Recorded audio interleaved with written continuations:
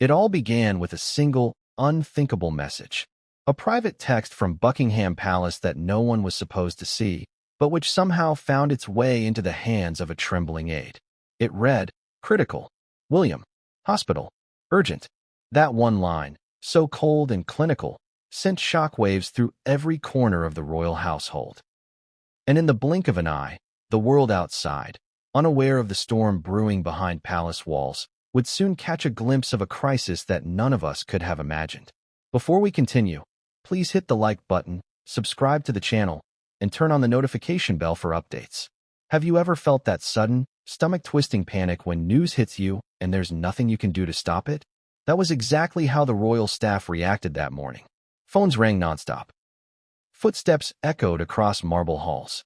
Couriers raced past gilded portraits of past monarchs as though the ghosts themselves were watching, urging them on. Everyone, from the most seasoned valet to the youngest page, felt the ground shake beneath their feet. Because this was not just a routine checkup. This was life or death for Prince William, the future king, and for the first time in modern memory, the monarchy itself trembled under a shadow that no one could see coming. And yet, the world remained oblivious. Across London, people sipped their morning coffee, scrolled through their feeds, and speculated about the usual royal events: garden parties, charity galas, the occasional public outing. But the truth behind those palace doors was far more sinister, far more urgent. A crisis had erupted in the very heart of the monarchy, and the entire line of succession, the carefully constructed image of stability, was suddenly in jeopardy. Imagine that for a moment. The future king, the man groomed his entire life to lead, now fighting for every breath in a hospital room, while the world remained in blissful ignorance. King Charles, normally composed and measured even under immense scrutiny, was visibly shaken.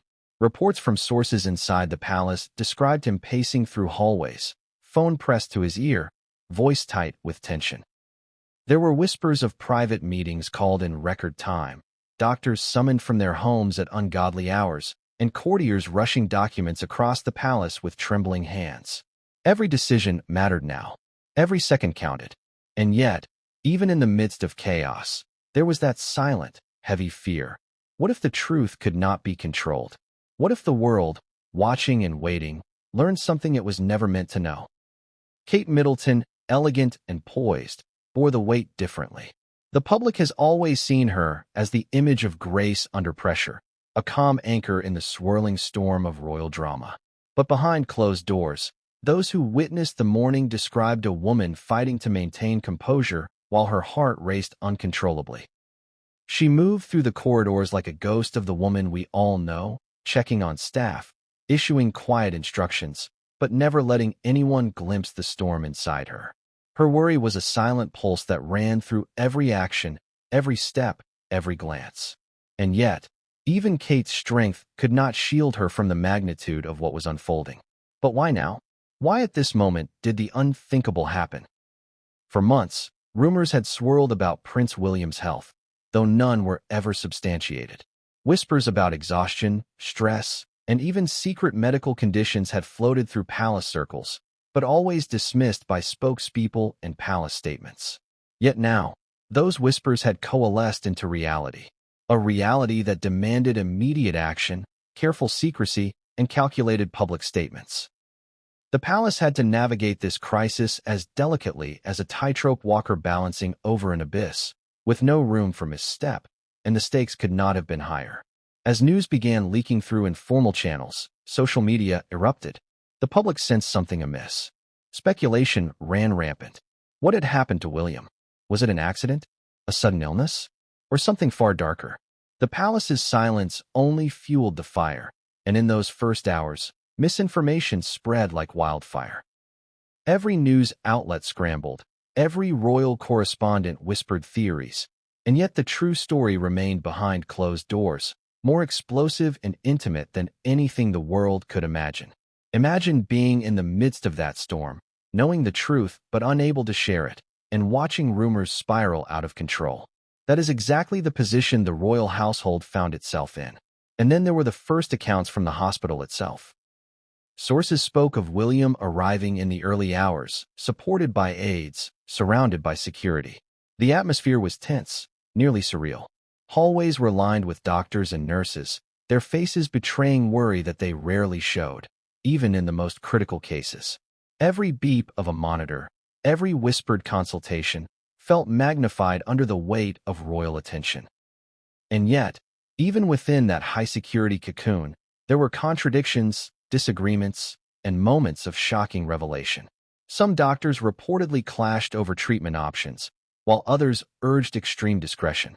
It was as though the palace and the hospital were two worlds colliding, each with their own set of rules, their own urgent stakes.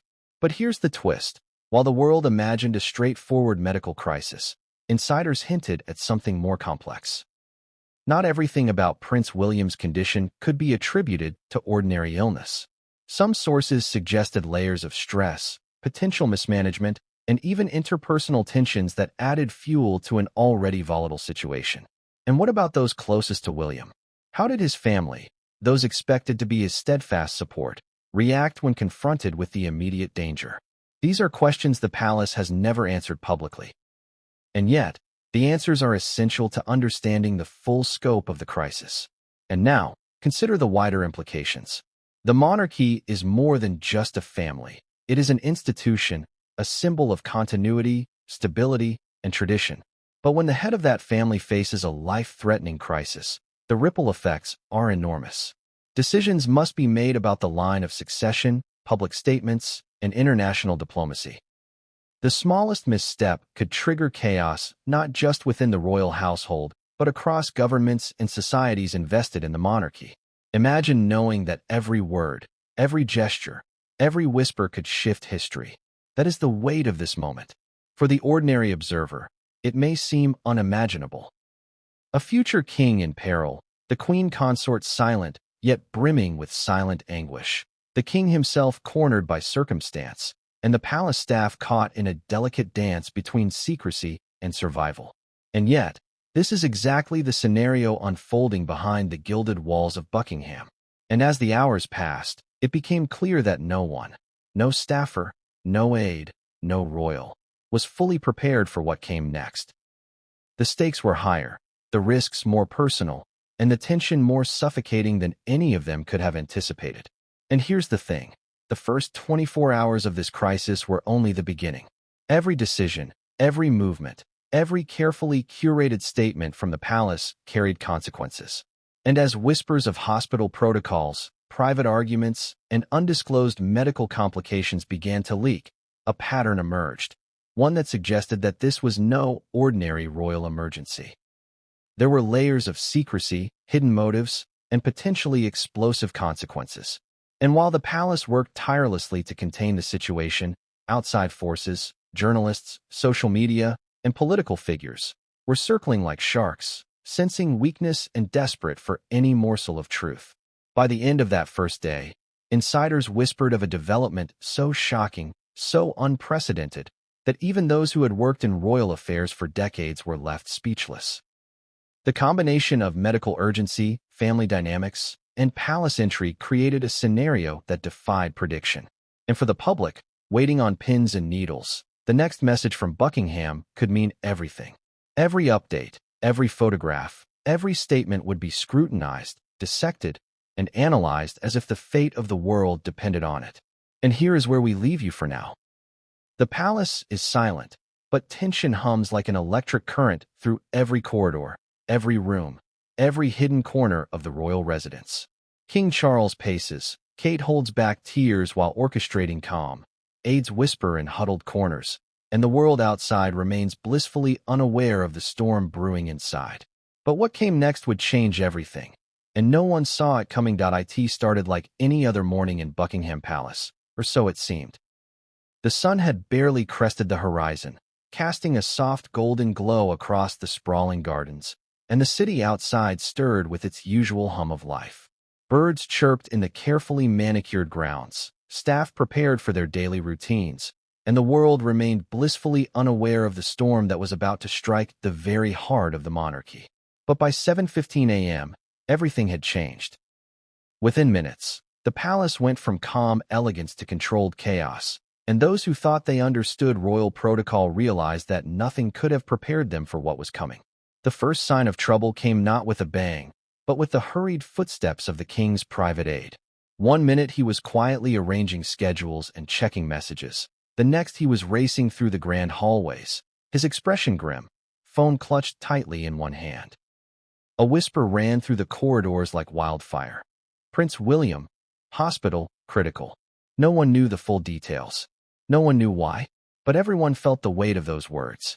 Courtiers and staff exchanged startled glances. The familiar rhythm of palace life shattered in an instant. The gravity of the situation hit like a tidal wave.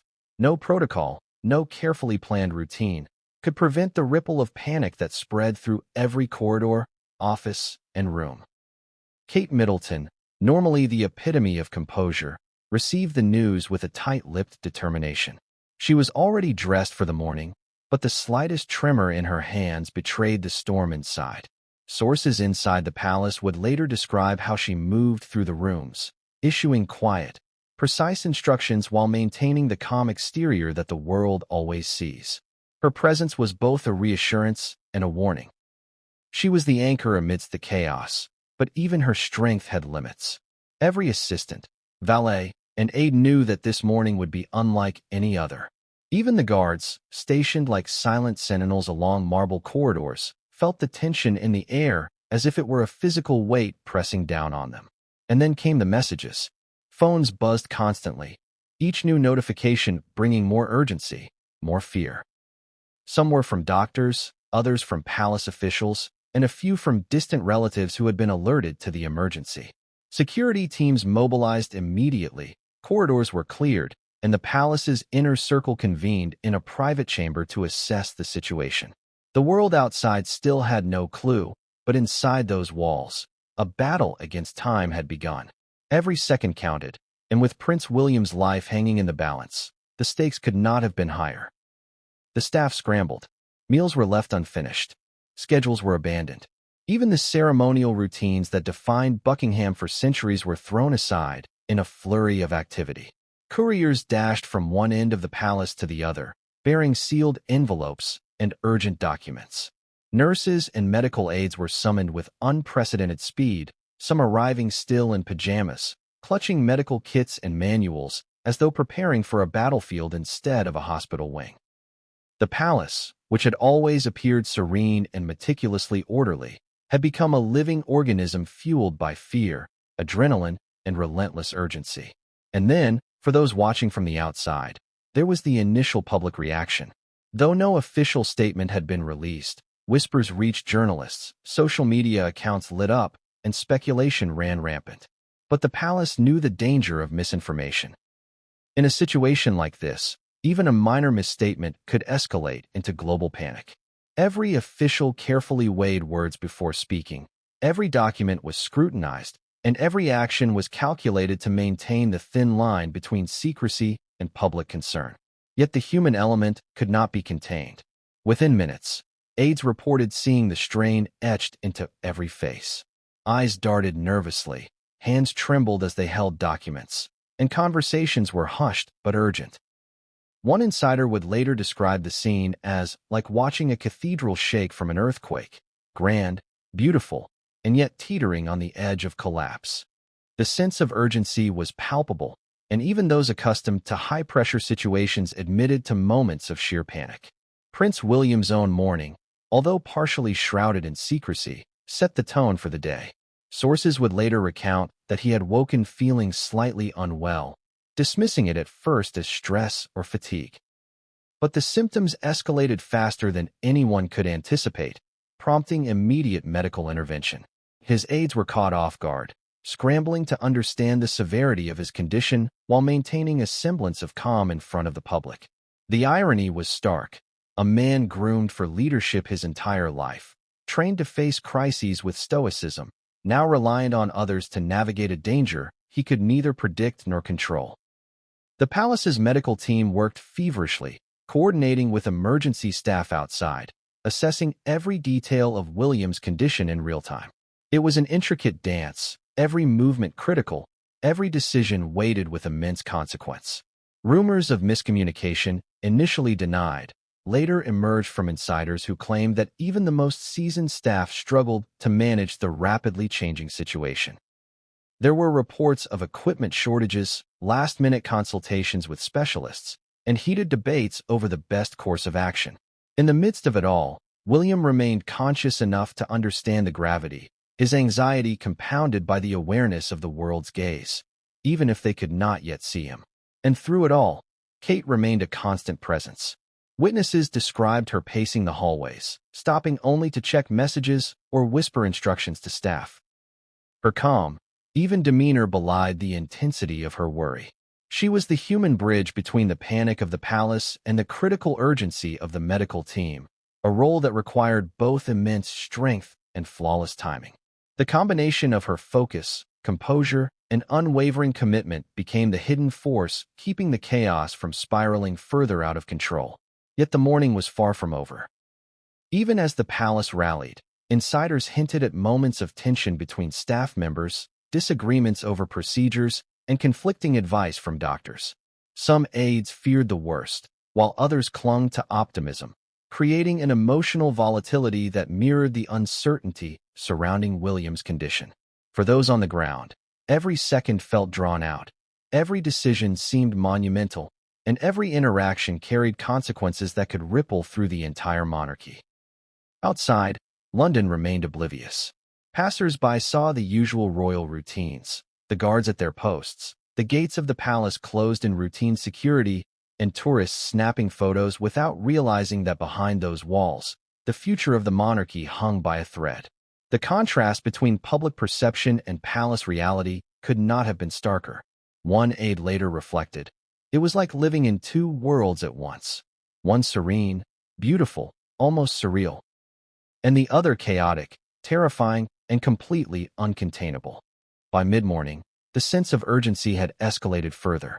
Security was tightened, access to the palace restricted even more than usual. Every conversation was measured. Even whispers were monitored. The staff understood that the situation had implications far beyond one man's health. It could affect succession, public confidence, and international relations. And so, as the sun climbed higher over Buckingham, the palace moved with military precision, balancing the delicate interplay of secrecy, urgency, and control. And yet, for all the preparation, the human element remained unpredictable. Kate's expressions betrayed worry. Aides struggled to maintain composure, and even seasoned medical professionals admitted to moments of doubt. The strain was visible in every step, every gesture, and every word. For the first time in modern royal history, the palace faced a scenario where tradition, protocol, and human frailty collided in a perfect storm. And just when it seemed that the morning could not become more tense, an unexpected visitor arrived at the palace gates. Not scheduled, not announced, and not expected. Security paused, staff exchanged nervous glances, and whispers rippled through the halls. Who was it? Why now? And what did they know that could change everything? That arrival, seemingly minor, would set in motion a series of events that no one, inside or outside the palace, could have predicted. By the time the world began to stir with curiosity, the palace had already shifted into a state of high alert. Every minute brought new developments. Every word spoken or withheld carried weight, and every step moved the story forward toward a revelation that would shock not just Britain, but the entire world. The morning had begun with routine, but it was ending in uncertainty, tension, and fear. And while the public waited for answers, the real story, the truth of Prince William's critical condition and the palace's desperate efforts to manage it, remained tightly locked behind closed doors. But what came next would change everything, and no one saw it coming. The moment King Charles received the news, the world seemed to shrink around him. For a man who had spent decades under the unrelenting glare of public scrutiny, navigating crises both personal and political, nothing could have prepared him for this. Not the relentless media, not parliamentary pressure, not decades of protocol, none of it. This was different. This was raw, urgent, and deeply personal. The words on the aide's message echoed in his mind. Critical. William. Hospital. Urgent. Just 3 words, yet they carried the weight of a nation, the fate of the monarchy, and the very life of his eldest son. Charles had always been a figure of measured composure, the king-in-waiting who learned patience, diplomacy, and endurance through decades of observation. But in that moment, even he felt the unsteady pulse of fear. The palace, which had always been a symbol of order and control, suddenly felt fragile, like a delicate vase teetering on the edge of a counter. He walked the corridors briskly, his mind racing with scenarios, contingencies, and questions that had no immediate answers. How bad was it? How quickly would the news reach the press? How would the family, both public and private, react? And most importantly, would his son make it through the day? Immediate response was crucial, and Charles knew it. He summoned his closest aides, whispering instructions with an intensity that surprised even those who had worked alongside him for years. Medical teams were called in, emergency protocols activated, and every available resource mobilized to ensure William received the best possible care. Yet amidst the orchestrated calm, the tension was almost tangible. Every footstep echoed louder than usual, every phone call crackled with urgency, and every glance carried unspoken questions. The king's presence was both grounding and electrifying, a steadying force in an environment otherwise saturated with anxiety. But this was not just about logistics or medical protocol. There was an emotional reality layered beneath the surface, one that few would ever witness. Charles's relationship with William, shaped by decades of royal expectation, public image management, and family dynamics, now faced the ultimate test. The father's fear, pride, and love collided in a private storm. Staff would later describe moments when Charles, alone in his private chambers, ran a hand over his face, exhaling deeply, his usually stoic demeanor cracking under the weight of the moment. It was a side of the monarch rarely seen, a glimpse of vulnerability that humanized a man often perceived only through the lens of ceremony and duty. The palace, however, could not pause for emotion. Every second mattered. Communications were rapid-fire. Orders were given, revised, and repeated. Charles coordinated directly with senior medical staff, weighing advice, questioning procedures, and making decisions that balanced caution with urgency. Every choice carried a dual weight. The immediate concern for William's health and the broader implications for the monarchy should news of the crisis leak prematurely. One misstep could ignite panic, not only within the palace but across the nation and perhaps the world. The stakes were almost unimaginable, and yet Charles operated with precision, even as fear gnawed at him from the inside. Sources would later reveal that during this early stage, Charles made several private calls to individuals outside the palace, ranging from senior government officials to close friends, seeking advice and reassurance. It was a testament to the scope of the crisis, one that extended beyond the family, beyond the palace walls, touching every institution intertwined with the monarchy. The conversations were reportedly brief but intense, each word carefully chosen, each reaction measured. Even those on the receiving end sensed the gravity, understanding that the king himself was navigating an unprecedented situation without a playbook. And yet, amidst the flurry of action, there was a strategic layer that few outsiders could appreciate. Charles was acutely aware of the media's omnipresent gaze. Even as he coordinated the response to William's condition, he was simultaneously thinking about messaging, public perception, and potential leaks. How would they explain delays in statements? How would they manage rumors without igniting panic? The palace operates on control, precision, and image, and in moments like these, even the smallest slip could be catastrophic. Behind the scenes, communications teams worked tirelessly, crafting statements, vetting press releases, and coordinating with hospital representatives. Every syllable mattered, and the king was intimately involved, guiding the narrative while racing against the clock to protect his son. Emotionally, Charles also had to contend with the reactions of others inside the palace.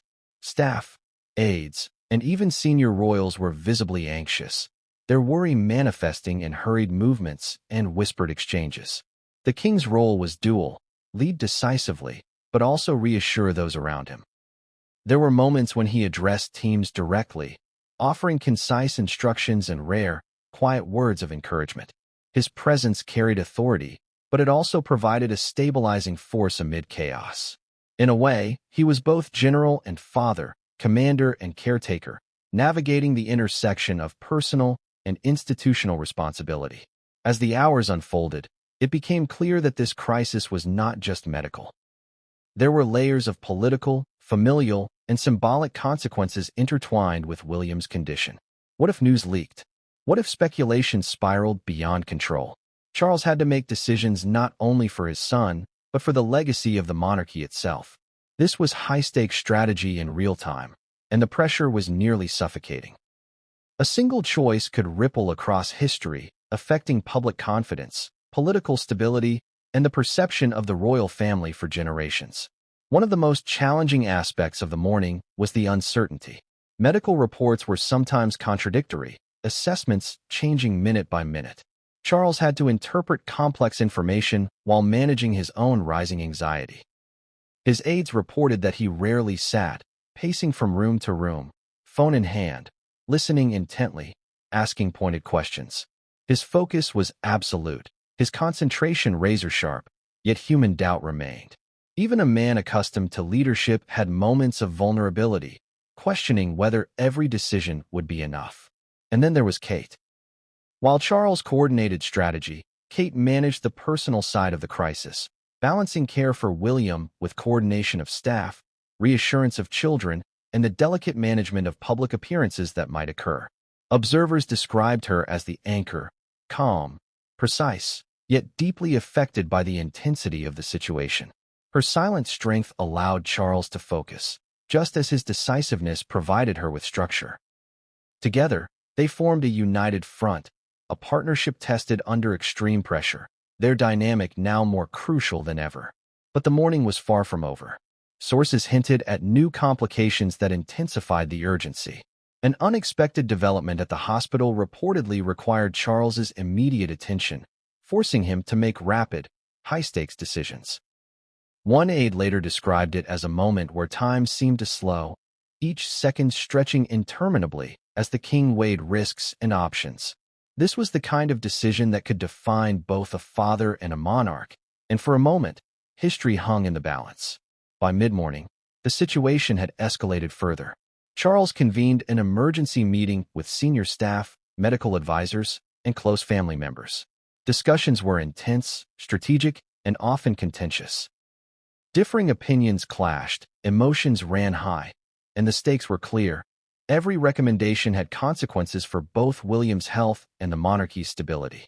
Outside the meeting room, the palace hummed with tension, staff moving with purpose, aware that the decisions made in those moments would resonate far beyond the walls of Buckingham. And yet, even as he led with decisiveness, Charles remained a father first. Observers described fleeting moments where he would glance toward the hospital, silent but palpable worry evident in his posture and expression. The public rarely sees this side of a monarch, and in these hours, it was impossible to hide. Every update from the medical team, every whisper from aides, carried weight. Charles absorbed it all, processing, deciding, and guiding, his mind a blend of intellect, instinct, and unfiltered emotion. As the morning wore on, a new tension emerged. Rumors circulated of an unexpected visitor or message arriving at the palace, someone whose knowledge could shift the narrative dramatically. Charles had to decide whether to act immediately or wait for clarity, a decision complicated by urgency, protocol, and his own emotional state. Sources indicated that the king faced conflicting counsel from his aides and medical experts, each urging different courses of action. It was a delicate balance of timing, authority, and trust, with stakes that could not have been higher. And just when it seemed the morning could not become more complicated, an internal alert warned of potential media attention, an unconfirmed leak that could reach the public at any moment. Charles's focus intensified. Decisions had to be swift, precise, and strategically calculated. Every second mattered, every action had implications, and the weight of responsibility pressed heavily on his shoulders. But even as he prepared to respond, a whispered warning from one of his closest aides hinted at an even more shocking development, something that would test not only his leadership, but his understanding of the palace's inner workings. What was it? Who was involved? And how would it affect the unfolding crisis? The stage was set. The morning of panic, decision, and action had established a tense, unpredictable trajectory, and the true depth of the crisis was only beginning to reveal itself. But what came next would push Charles, Kate, and the entire royal household into a storm far greater than any they had imagined, and the consequences would ripple far beyond Buckingham Palace. Kate Middleton's morning began like any other, or so the outside world believed. The elegant Duchess, known for her composure, poise, and unflappable public presence, was moving through the grand corridors of Buckingham Palace with her signature grace. But beneath that calm exterior, a storm raged. Inside, she was a woman confronting one of the most terrifying moments of her life, the sudden, life-threatening crisis of her husband, Prince William. Every step she took, every instruction she gave, carried the weight of desperation carefully concealed behind controlled expression. For Kate, this was a battle of silence, strategy, and sheer emotional endurance. It started with a quiet moment in her private quarters. Sources would later reveal that Kate, having just received word of William's critical condition, stood still for a full minute, breathing rapidly, her mind racing. Her normally steady hands trembled as she clutched the edge of the polished oak table, her thoughts a whirlwind of fear, logistics, and protective instinct. No one saw the tears threatening to spill, the rapid heartbeat that reminded her she was human, or the sudden sharp pang of helplessness that every spouse fears when the person they love most faces danger. Kate's struggle, however, was to translate this raw emotion into action, to channel fear into leadership. As aides rushed past, delivering urgent updates and documents, Kate assumed her role as the steady force the palace desperately needed. She coordinated with senior staff, confirming schedules, authorizing access to medical teams, and ensuring security protocols were enforced without alarming those outside the inner circle. Her voice, soft yet firm, carried a calm authority that masked the storm within. Every word was measured, every gesture deliberate.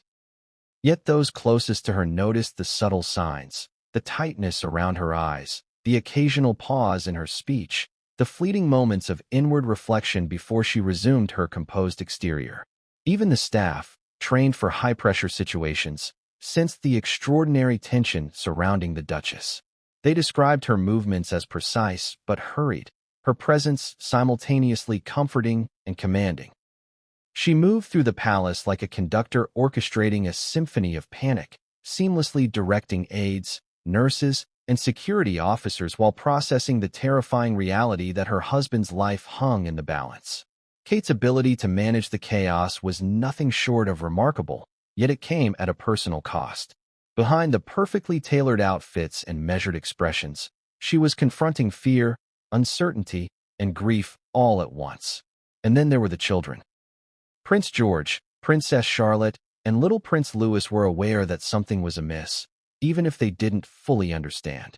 Kate, fiercely protective, had to navigate the delicate balance of shielding them from panic while managing the logistics of their care and emotional support.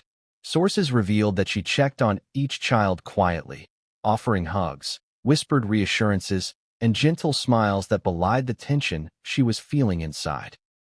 Every minute she spent with them was infused with the knowledge that the world outside remained unaware of the crisis, and that she alone had to maintain the semblance of normalcy for her family while simultaneously confronting a private nightmare.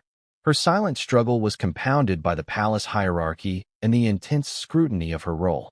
Even in moments of crisis, Kate had to navigate the expectations of tradition, protocol, and public image. Every action was calculated. Which room she could enter, which staff she could speak to directly, how to maintain composure in front of cameras or visiting officials. Sources described moments when aides debated whether to limit her access to certain areas for security reasons, yet Kate insisted on being present, hands-on, and fully engaged. Her determination was both a testament to her strength and a reflection of the extraordinary pressures placed on her in this unprecedented situation. While coordinating the palace response, Kate also had to manage her own emotional impulses. Staff reported seeing her pause in corridors, eyes scanning the hallways for updates, jaw tight, hands clenched, as if trying to physically restrain the panic building inside. She took deep breaths, counted slowly, and maintained an outward calm while her mind raced with 1,000 questions. Was the medical team making the right decisions? Had every precaution been taken? How long before William received the care he needed? And, most intimately, would he be okay? Each of these questions tore at her, yet she concealed her fear behind the practiced composure of a royal accustomed to scrutiny. Adding to the pressure was the knowledge that any misstep could have far-reaching consequences.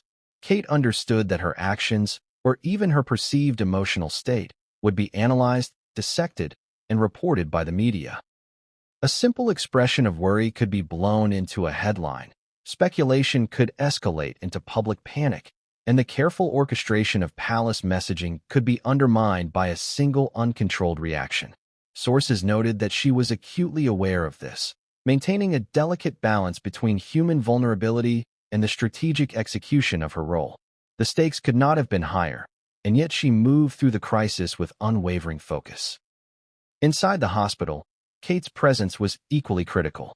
She coordinated directly with medical teams, reviewing reports, confirming procedures, and advocating for her husband's needs. Sources revealed that she spent hours consulting with doctors and specialists, ensuring that every intervention was timely, appropriate, and carefully monitored. She asked pointed questions, insisted on second opinions when necessary, and made split-second decisions with the clarity of someone whose life depended on the outcome, which, in truth, it did.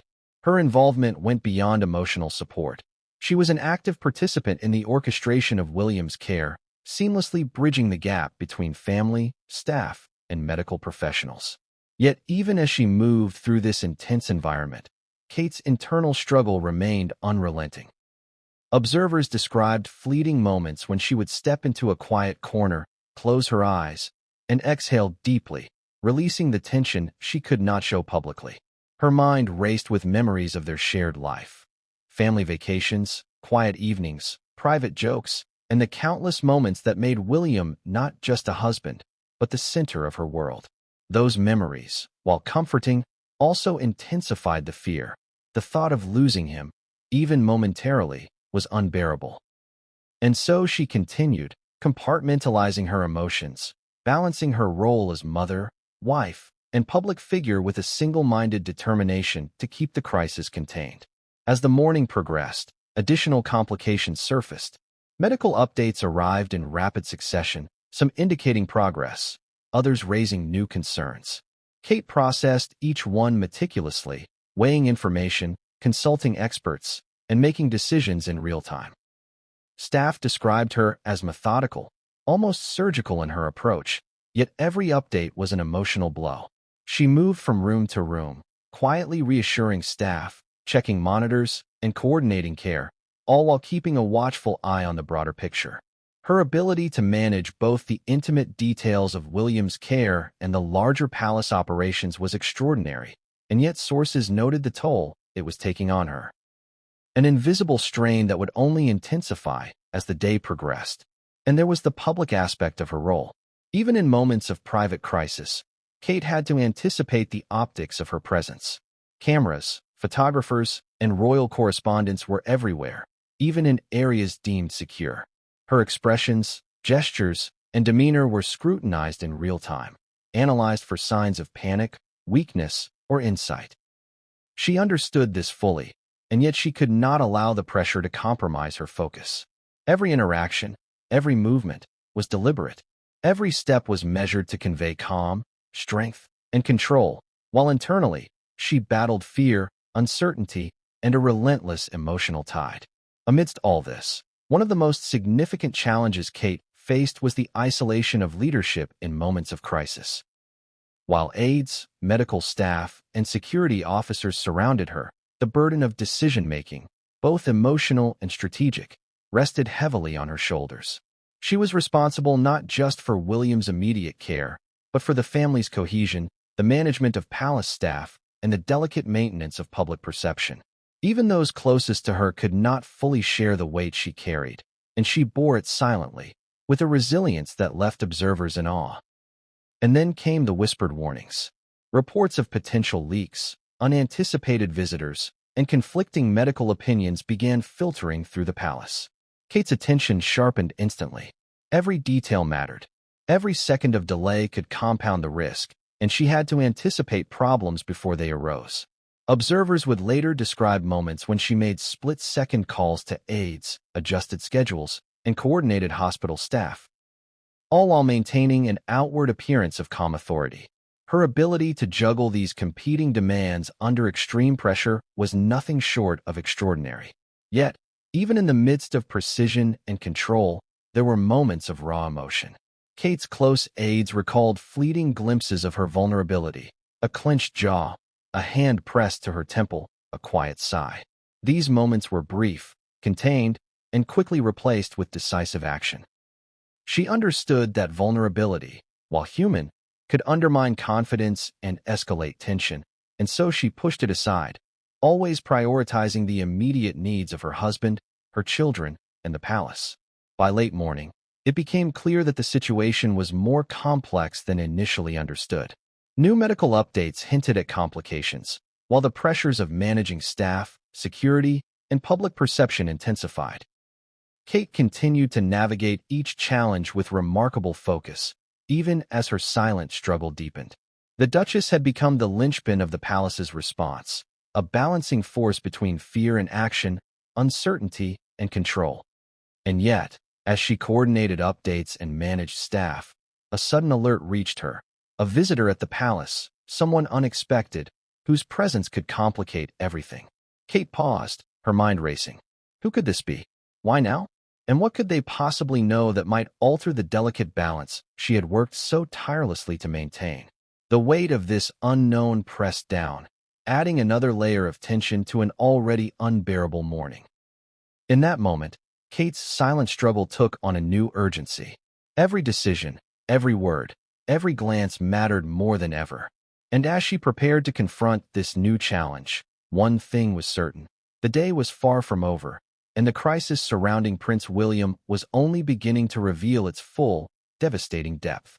But what came next would test her resolve in ways no one could have predicted, and the world would soon see a side of Kate Middleton that had remained hidden until now. The news traveled fast, even if the palace walls tried to contain it. Word of Prince William's critical condition didn't just ripple through Buckingham. It tore through it like a shockwave, reaching every corner of the royal family. Each member reacted differently, revealing cracks, alliances, and emotions rarely exposed to the public eye. For decades, the monarchy has been a meticulously choreographed performance. Poise, grace, and a carefully curated image. But in a crisis like this, the facade of perfection crumbled, exposing raw, unfiltered human reactions beneath. And the truth of their response would be more shocking than anyone outside could imagine.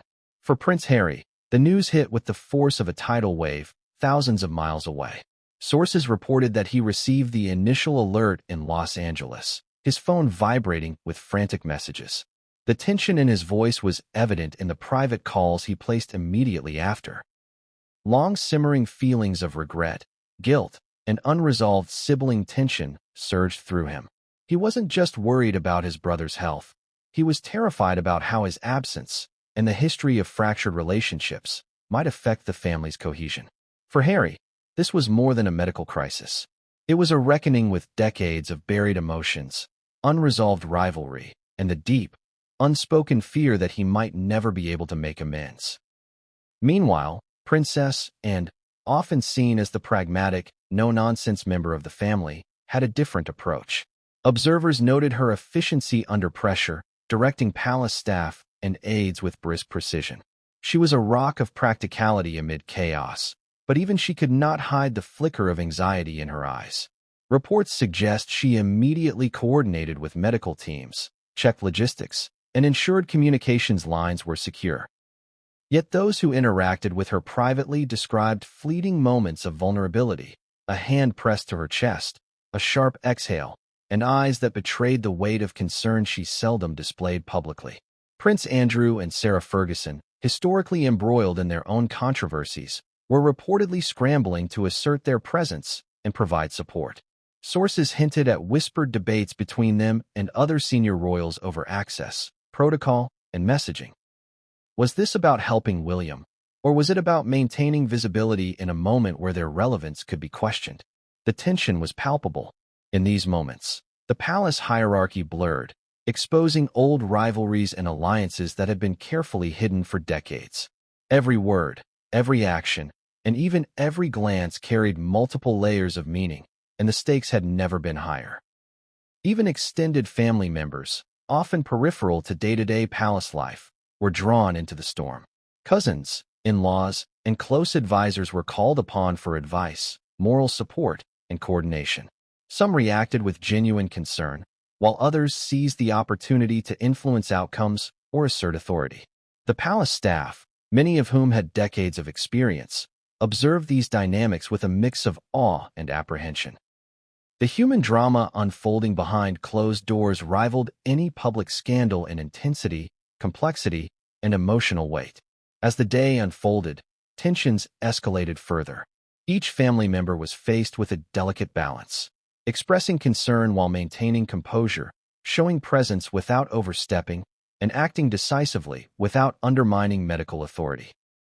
Reports indicated whispered arguments behind closed doors, brief confrontations over access and protocol, and heated debates about how best to manage communications.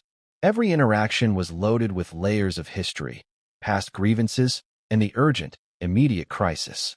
Observers described the atmosphere as electric, charged with worry, anticipation, and a sense that every move could alter not only William's recovery, but the future of the monarchy itself.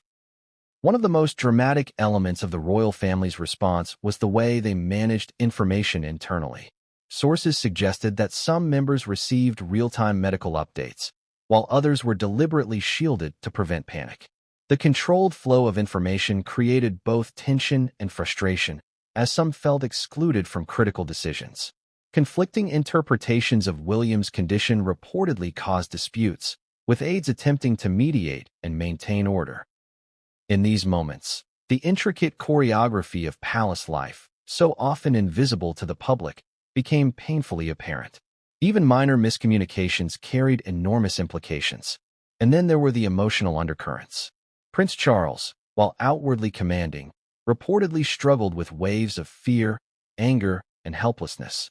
Kate remained focused, balancing calm leadership with private moments of worry.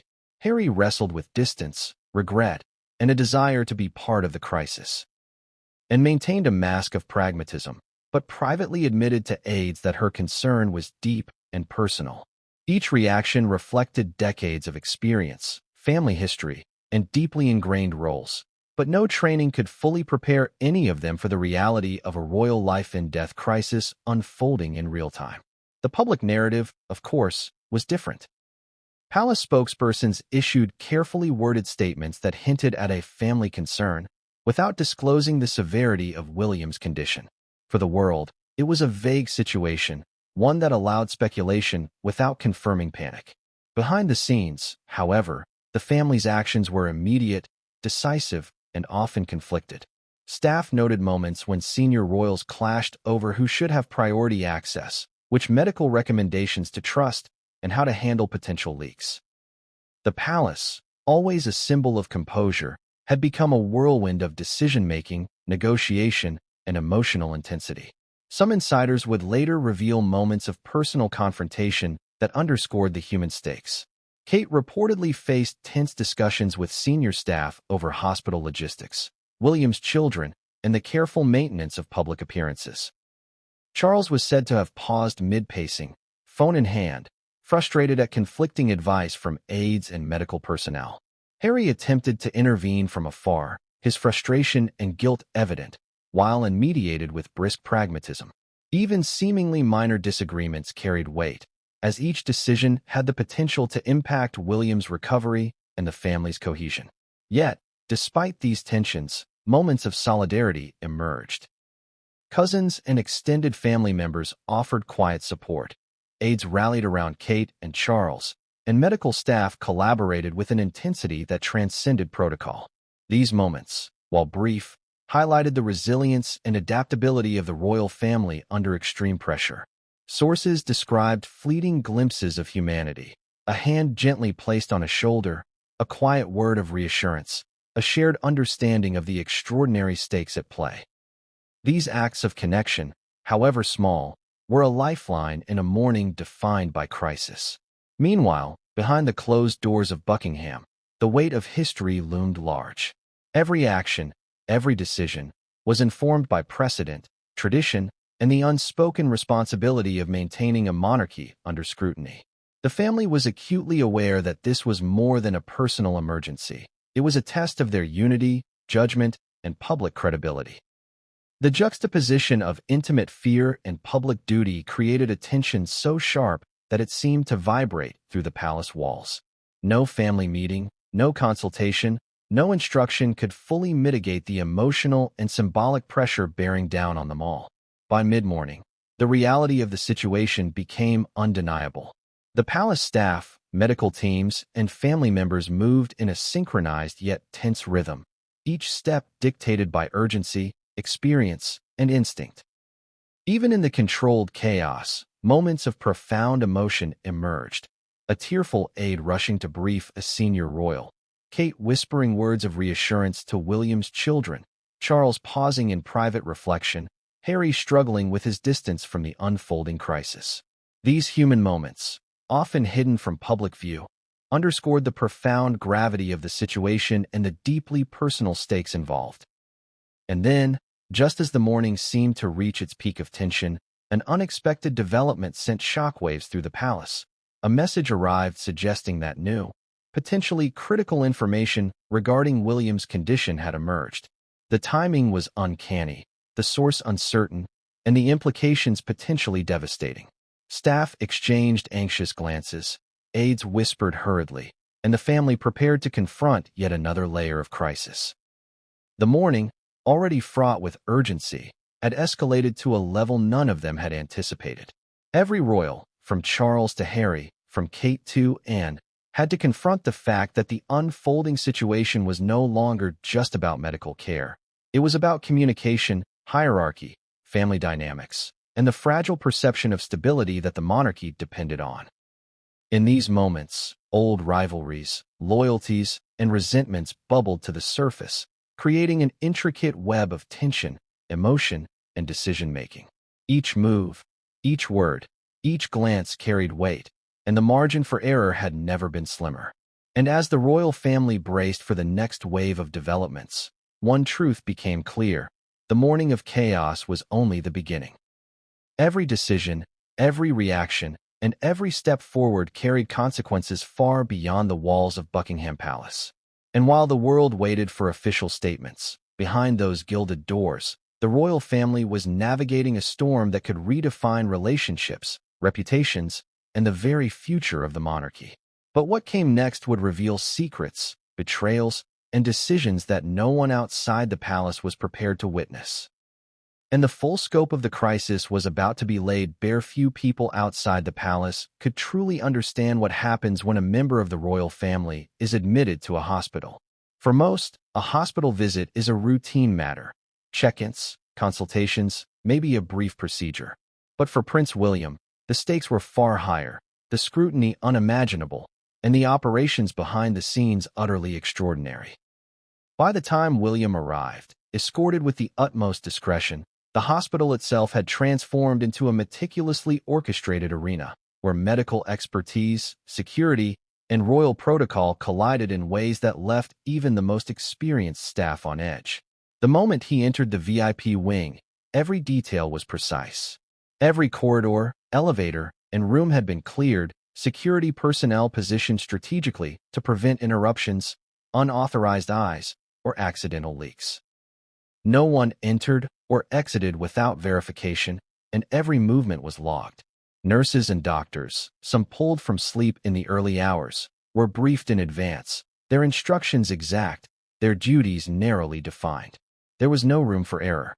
William's critical condition required immediate attention, but the complexities of treating a royal patient added layers of tension that extended far beyond typical medical considerations. Even within the hospital, uncertainty loomed. Initial assessments indicated that William's condition, though serious, was compounded by a combination of stress, fatigue, and subtle medical anomalies that were not immediately apparent. Medical teams worked in tight coordination, running tests, monitoring vitals, and assessing every possible variable. Sources would later describe the atmosphere as tense, almost surreal, with monitors beeping rhythmically in contrast to the human anxiety that seemed to vibrate in the air.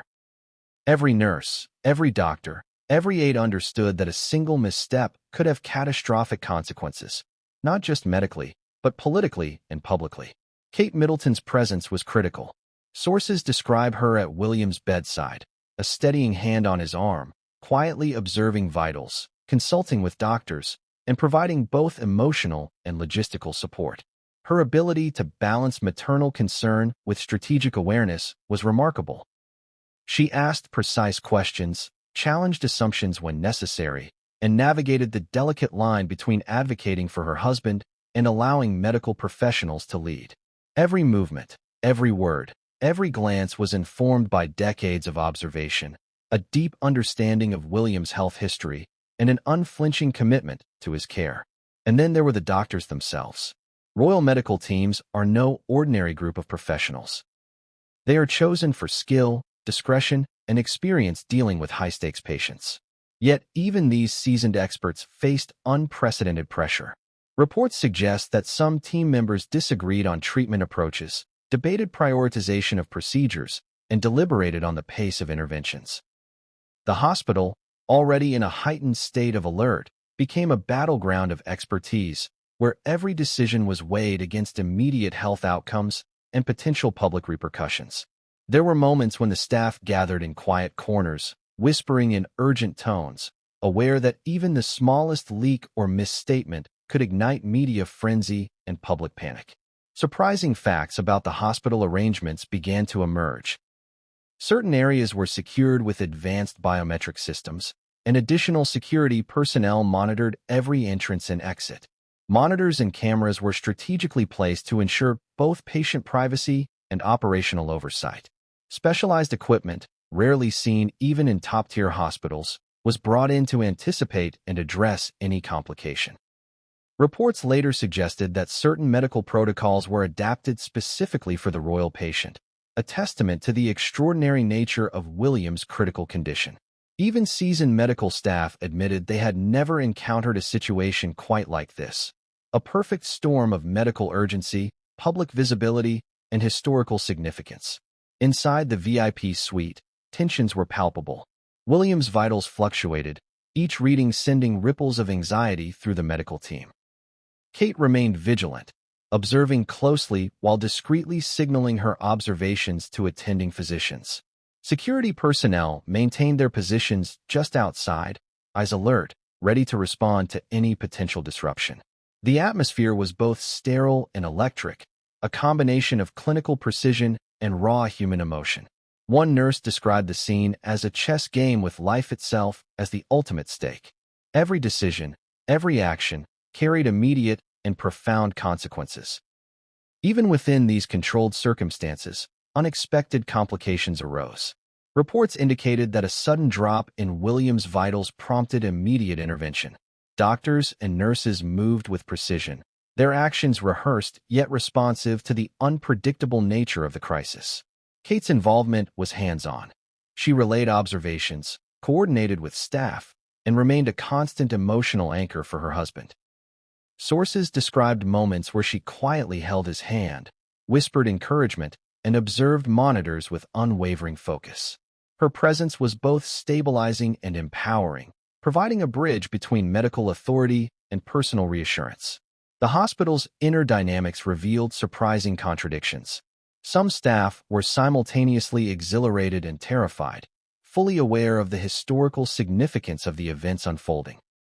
Others were frustrated by the constraints imposed by security and protocol, feeling tension between the medical urgency and the intricate demands of royal management. Reports indicated heated discussions in hushed tones, differing opinions over procedures, and occasional moments of palpable stress that reflected the human element within the orchestrated precision. Despite this, every professional involved was acutely aware of the stakes, and all acted with extraordinary diligence. Beyond medical care, the hospital faced the challenge of managing information flow. Internal communications were tightly controlled, updates delivered in carefully measured intervals to prevent panic. Yet even with such precautions, rumors and leaks began surfacing within hours. Some staff speculated privately about the causes of William's condition, while aides tried to maintain a controlled narrative. Sources suggest that these behind-the-scenes discussions became almost as critical as the medical interventions themselves. Every statement, every gesture, every whisper carried weight. Security measures further complicated the environment. Every visitor had to be verified, even those considered trusted members of the royal entourage. Aides and family members moved in a delicate dance, balancing proximity to William with adherence to strict protocols. The security team, aware of potential threats both real and speculative, monitored entrances, controlled media access, and coordinated with palace officials. Every step, every breath, and every interaction was measured, calculated, and scrutinized, because in a situation of this magnitude, even a single mistake could reverberate far beyond the hospital walls. Adding to the complexity was the emotional strain on the medical staff. Reports from insiders indicated that doctors and nurses were acutely aware of the personal stakes for the family. Some confessed to moments of intense worry, empathy, and even fear, knowing that their actions could directly influence both the health of a future monarch and the stability of the royal family. Despite their professionalism, the human element remained, intensifying the tension and highlighting the extraordinary nature of the scenario. Even the smallest details were scrutinized. Room temperature, lighting, and medical equipment placement were adjusted to ensure maximum efficiency and comfort. Kate reportedly requested small adjustments to facilitate observation and reassurance, demonstrating her meticulous attention to detail. Every decision, from the timing of medication to the positioning of William's bed, was made with precision, underscoring the delicate balance between medical necessity and royal expectation. By late morning, new challenges emerged. A sudden fluctuation in William's readings prompted an emergency consultation among specialists. Kate coordinated with hospital staff, relaying information from the palace, while Charles communicated remotely, his voice tense but focused.